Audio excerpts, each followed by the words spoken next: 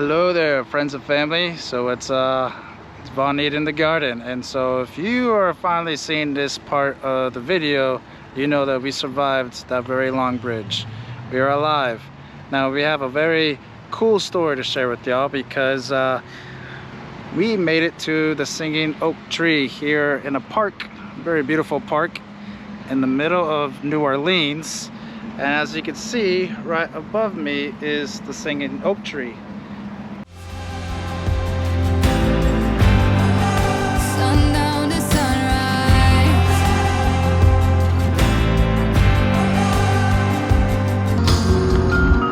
Sometimes we both need our space, and it's the only way to feel the pull of you and me. It took our whole world going black, oh, and fading fast, just to finally see that all that we have is all that we need.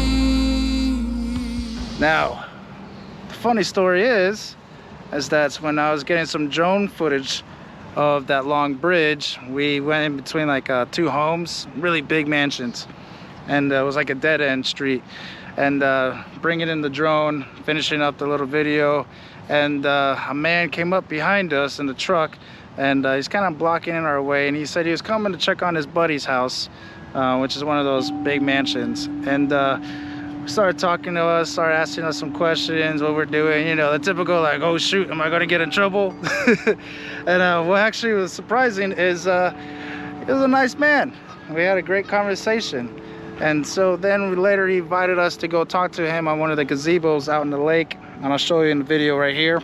And we started telling him what we were planning on doing in New Orleans, and we told him we are gonna go see Oak Tree. It's the Singing Oak Tree, and he looked at us amazed because he's like, there's no way. I was like, yes. And he's like, I'm the artist that made that tree. Or created the little chimes. And I was like, what? It's such a small world. And so he described us and told us what inspired him to make this art. And we just met him today. He ran into us while we were just having a good old time enjoying the bridge. And he was telling us what inspired him, his time in Africa, and how he met his wife there in Zanzibar. And he said that he wanted to leave this piece here of, like, his legacy is how he explains it. He wants to leave his legacy here for contribute to the city of New Orleans. He's also found out a lot about information about him. So very exciting, because this piece that we're now experiencing gives us more of a provenance behind. If you don't know, the art term provenance means history behind the art piece. And so he wanted to share his whole story about what inspired him to create this piece and his contribute to the city. So we want to share this with y'all, and now we're going to get to checking out the French Quarters.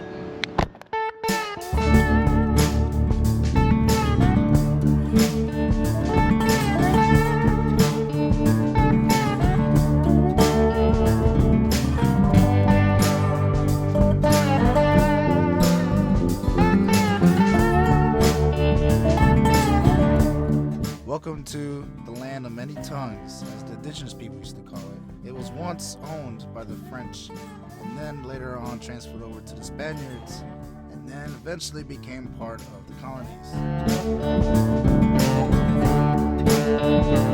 Here, in the French quarters of New Orleans, we start our journey at the Napoleon House, where there was an optimistic plot by the former mayor of New Orleans back in 1812 to 1815 to bring refuge Napoleon Bonaparte if he was to be exiled.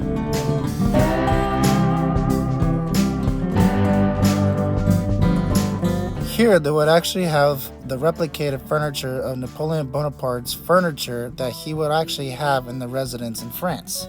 And he actually had his former employees sent over here from France to New Orleans as well, to prepare his departure and to make it comfortable for him when he get exiled.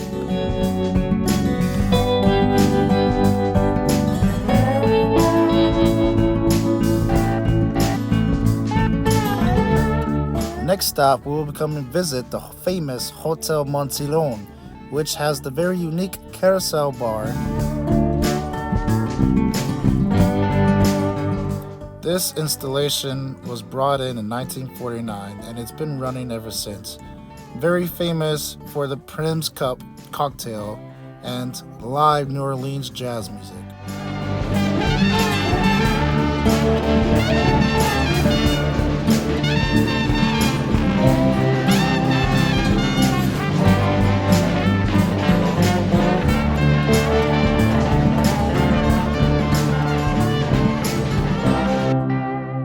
Just like every large city, be careful for petty crimes and scams. Just a personal experience from our observation, I had to explain to my girlfriend from Sweden why there was a man shooting up heroin on the sidewalk while the police were walking by doing nothing about it. So don't be surprised if you see this here in New Orleans. Yes, you are allowed to drink in public, and I'm assuming, I guess, you're comfortable to doing drugs out here too.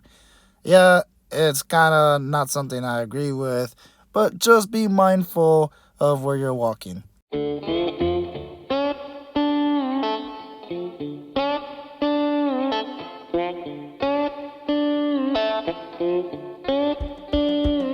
had to tell my girlfriend to start recording on a camera because there's a lot of pedestrians on the road in a very high busy traffic area for pedestrians going to the bars. And there's also a lot of homeless people, a lot of beggars on the streets, and didn't want them to try to accidentally bump into our vehicle and claim that I ran them over. Angels feel a tree. Darkness nearly drowned me. Sunlight low, don't it burn my eyes. Darkness nearly drowned me, and the sunlight low, don't it burn my eyes. Just as mentioned in the beginning of this video, we met the artist Jim Hart, who designed the signal tree, and he invited us to stay at his residence. So I really want to give a special shout out and a thank you appreciation for Jim for letting us stay and recover at his residence. Long, long way to go. My cup is nearly empty. Got such a long, long way to go. I got to lay down here and rest before I can take another step down that lonesome road.